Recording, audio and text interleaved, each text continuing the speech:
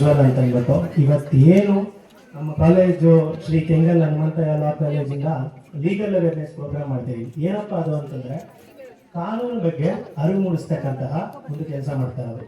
ಅದು ಮಾಡ್ತಾ ಇರೋದು ನಾವೆಲ್ಲರೂ ಸೇರಿ ನಿಮಗೋಸ್ಕರ. ಅಕ್ಕ, ಅಣ್ಣ ತಮ್ಮಂದ್ರು, ನಮ್ಮ ಅಕ್ಕ ತಂಗಿಯರು, ತಂದೆ ತಾಯಿ ಎಲ್ಲರೂ ಬಂದಿಲ್ಲ ನೋಡಿ. ದಯವಿಟ್ಟು ಇದು ಮಾಡ್ತಿರೋದೇ ನಿಮಗೋಸ್ಕರವಾಗಿ. ನೀವು ಇದ್ರ ಬಗ್ಗೆ ದಯವಿಟ್ಟು ನೀವು ಗಮನ ಕೊಟ್ಟು ಕೇಳಬೇಕು ಅಂತ ನಿಮ್ಮಲ್ಲಿ ವಿನಂತಿ ಮಾಡ್ತಾ ಇದ್ದೀನಿ. ಮೊದಲನೇದಾಗಿ ಏನಂತಂದ್ರೆ ಎಲ್ಲರೂ ಒಂದೊಂದ್ರ ಬಗ್ಗೆ ಮಾತಾಡ್ತಾರೆ. ನಾನು ಅದ್ರ ಬಗ್ಗೆ ಪೋಕ್ಸೋ ಆಕ್ಟ್ ಅಂತದನ್ನ ಮಾತಾಡ್ತೀನಿ. ಪೋಕ್ಸೋ ಅಂತಂದ್ರೆ ಏನಪ್ಪಾ ಅಂದ್ರೆ ಲೈಂಗಿಕ ದೌರ್ಜನ್ಯ ಆಗೋದು. ಯಾರ ಮೇಲೆ ಅಂದ್ರೆ ಹೆಣ್ಮಕ್ಳ ಮೇಲೆ. ಅದು ಮಕ್ಕಳಾಗಿರ್ಬೇಕು. ಮಕ್ಕಳಂದ್ರೆ ತಂದೆ ತಾಯಿಗೆ ಎಲ್ರಿಗೂ ಮಕ್ಕಳೇ. ನಿಮ್ಗೆ ಗೊತ್ತಿರೋ ಹಂಗಂತ 29, 19, 25 ವರ್ಷದವ್ರು ಅಲ್ಲ, 18 ಒಳಗಡೆ ಇರಬೇಕು ಅಂತ ಅವರು ಮಾತ್ರನೇ ಮಕ್ಕಳು ಅಂತ ಬರ್ತಾರೆ. ಅವರು ಮಾತ್ರ ಪೋಕ್ಸೋ ಕಾಯ್ದೆ ಅಡಿಯಲ್ಲಿ ಬರ್ತಕ್ಕಂಥದ್ದು. ಸೊ ಇದು ಏನಪ್ಪಾ, ಯಾವ ರೀತಿ ಹೆಂಗ್ ಆಗ್ಬೋದು ಅಂತಂದ್ರೆ, ಇವಾಗ ನಿಮ್ಮ ಮಕ್ಕಳು ಕಾಲೇಜು ಸ್ಕೂಲು ಎಲ್ಲ ಹೋಗಿ ಬರ್ತಿರ್ತಾರೆ.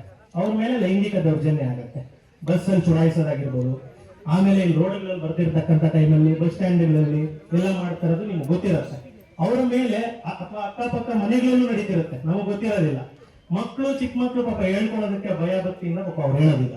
ಅಥವಾ ಗೊತ್ತಾದ್ರೂ ಅಕ್ಕಪಕ್ಕದವ್ರ ಮನೆಗೆ ಗೊತ್ತಾದ್ರೆ ಎಲ್ಲಿ ಮಾನ ಮರ್ಯಾದೆ ಹೋಗುತ್ತೋ, ಅಥವಾ ನಮ್ಮ ಗುಟ್ಟು ರಟ್ಟಾಗಿರ್ಲಿ ಅಂದ್ಬಿಟ್ಟು ಎಷ್ಟೋ ಜನ ಹೇಳ್ಕೋದಿಲ್ಲ. ಅಂತ ಅವ್ರಿಗೆ ನಮ್ಮ ಒಂದು ಗುಟ್ಟಾಗಿ ಇದು ಮಾಡ್ತಾರೆ. ಇದನ್ನ ಅದೇ ಗುಟ್ಟಿಟ್ಕೋಬಾರ್ದು. ಇದರಲ್ಲಿ ಏನಂತಂದ್ರೆ ಪೋಕ್ಸೋ ಇರೋದೇ ಒಂದು ಕಾನ್ಫಿಡೆನ್ಷಿಯಲ್, ಅಂದ್ರೆ ಗುಟ್ಟಾಗೆ ಕಾನೂನು ಮುಖಾಂತರವಾಗಿ ಇದಕ್ಕೆ ಸಲಹೆ ಸಿಗ್ತದೆ. ಇದಕ್ಕೆ ಪೋಕ್ಸೋ ಆಕ್ಟ್ ಅಂತ ಕರೀತಾರೆ. ಯಾವ ರೀತಿ ಕಂಪ್ಲೇಂಟ್ ಮಾಡೋದು? ಪೊಲೀಸ್ ಸ್ಟೇಷನ್ ಅಲ್ಲಿ ಕಂಪ್ಲೇಂಟ್ ಕೊಡ್ಬೋದು. ಒಬ್ಬ ಅಡ್ವೊಕೇಟ್ ಇಟ್ಕೊಂಡು, ಅಂದ್ರೆ ವಕೀಲರನ್ನ ಇಟ್ಕೊಂಡು ನೀವು ಕಾನೂನು ರೀತಿಯಲ್ಲಿ ಕ್ರಮ ತಗೋಬಹುದು. ಅದನ್ನ ಯಾರಿಗೂ ಹೇಳುವಂತದ್ದೇನಿಲ್ಲ. ಇವತ್ತು ಅದಕ್ಕೋಸ್ಕರ ಹಲವಾರು ರೀತಿಯಾದಂತಹ ಕಾನೂನು ನಮ್ಮ ಅಂದ್ರೆ ಜುಡಿಷಿಯರಿ ಅಂತ ಕರೀತಾರೆ, ಕಾನೂನು ಬಂದು ಜನಗಳಿಗೆ ಒದಗಿಸ್ಕೊಟ್ಟಿದೆ. ಅದು ಯಾವ ರೀತಿ ಅಂತಂದ್ರೆ, ಮಕ್ಕಳು ಇವಾಗ ಕೋರ್ಟ್ ಹೋಗ್ಬೇಕು, ಅವ್ರಿಗೆ ಮುಜುಗರ ಇರುತ್ತೆ ಅಥವಾ ಆಡೋ ವಯಸ್ಸು ಗೊತ್ತಿರೋದಿಲ್ಲ. ಅದಕ್ಕಾಗಿ ಒಂದು ಲೇಡಿ ಕಾನ್ಸ್ಟೇಬಲ್ ಅಥವಾ ಇದು ಯಾರು ಹೆಣ್ಮಕ್ಳು ಇರ್ತಾರೆ ಪೊಲೀಸ್ ಇಲಾಖೆಯಲ್ಲಿ, ಅವ್ರ ಕಡೆಯಿಂದ ಏನೇನು ಸೌಲಭ್ಯ ಬೇಕೋ ಅದನ್ನ ಕೊಡುತ್ತೆ. ಮತ್ತೆ ಹೆಲ್ಪ್ ಲೈನ್ ನಂಬರ್ ಇದೆ. ಏನಪ್ಪಾ ಅಂದ್ರೆ 1098 ಅಂತ ಅಂದ್ರೆ 1908 ಅಂತ ಅಂದ್ಬಿಟ್ಟು 1098 ಸಾರಿ, ಆ ನಂಬರ್ಗೆ ಕರೆ ಮಾಡಿದ್ರೆ ನಿಮಗೆ ಯಾವಾಗ್ಲೂ ಸಹ 24/7 ಸೌಲಭ್ಯಗಳಿರುತ್ತೆ. ನೀವು ಪೋಕ್ಸೋ ಕಾಯ್ದೆಯಲ್ಲಿ ಅವ್ರ ಮೇಲೆ ದೂರನ್ನ ನೀಡಬಹುದು. ಅವ್ರ ಮೇಲೆ ಕಾನೂನಿನ ಕ್ರಮವಾಗಿ ಯಾರಾದ್ರೂ ಲೈಂಗಿಕ ದೌರ್ಜನ್ಯಕ್ಕೆ ಒಳಗಾಗಿರ್ತಾರೆ, ಯಾರು ಮಾಡಿರ್ತಾರೆ ಅವ್ರ ಮೇಲೆ ಕಾನೂನಿನ ಬದ್ಧವಾಗಿ ಇದು ಕ್ರಮ ತಗೊಳ್ತಾರೆ. ಅದನ್ನು 3 ವರ್ಷ ಮಿನಿಮಮ್ ಇದೆ. ಜೀವನ ಇರೋವರೆಗೂ ಜೈಲಲ್ಲೇ ಇರಬೇಕು. ಆ ತರ ಕಠಿಣ ಶಿಕ್ಷೆಗಳು ನಮ್ಮ ಕಾನೂನು ಅವ್ರಿಗೆ ಮಾಡುತ್ತೆ. ಯಾರು ಅಪರಾಧಿಗಳಿಗೆ, ನಿರಪರಾಧಿಗಳಿಗೆ ಇದು ಕಾನೂನು ಸೌಲಭ್ಯ ಎಲ್ಲ ಕೊಟ್ಟು ಗುಟ್ಟಾಗಿ ಇದನ್ನ ಏನ್ ಮಾಡ್ಬೇಕು ಅಂತ ಅಂದ್ಬಿಟ್ಟು ಮಾಡುತ್ತೆ. ಇನ್ನೊಂದು, ಮತ್ತೆ ಇವಾಗ ಪೊಲೀಸ್ ಸ್ಟೇಷನ್ ಅಲ್ಲೋ ಇನ್ನೊಂದು ಅಂದ್ರೆ ಹೆಣ್ಮಕ್ಳನ್ನೆಲ್ಲಾನು ಇಟ್ಕೊಟ್ಟು ಅಂದ್ರೆ ಅಲ್ಲೇ ಇಟ್ಕೊಂಡು ಇದ್ ಮಾಡ್ಬೇಕಂತ ಏನಿಲ್ಲ.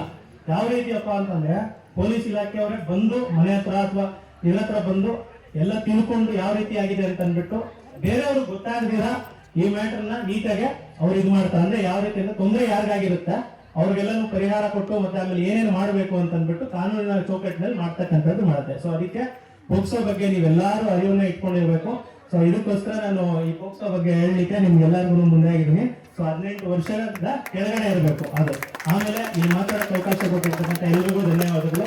ನಮ್ಮ ಪ್ರಿನ್ಸಿಪಲ್ಸ್ ಆಗಿರ್ತಕ್ಕಂತಹ ಪ್ರಸನ್ನ ಕುಮಾರ್ ಸರ್, ಹಾಗೂ ನಮ್ಮ ಮ್ಯಾಥ್ಯೂಸ್ ಸರ್ ಸಿಲ್ವರ್ ಸರ್ ಆಗಿರ್ತಕ್ಕಂಥ ಮ್ಯಾಥ್ಯೂಸ್ ಸರ್, ಹಾಗೂ ನಮ್ಮ ಸೆಕ್ರೆಟರಿ ಆಗಿರ್ತಕ್ಕಂತಹ ಕೃಷ್ಣಕುಮಾರ್ ಸರ್ ಅವರ ನೇತೃತ್ವದಲ್ಲಿ ಈ ಒಂದು ಲೀಗಲ್ ಅವೇರ್ನೆಸ್ ಪ್ರೋಗ್ರಾಮ್ ನ ಹಮ್ಮಿಕೊಂಡು ನಾವು ನಿಮ್ಗೆಲ್ಲರೂ ಕಾನೂನಿನ ಬಗ್ಗೆ ಅರಿವು ಮೂಡಿಸ್ತಕ್ಕಂಥ ಕೆಲಸ ಮಾಡ್ತೇನೆ.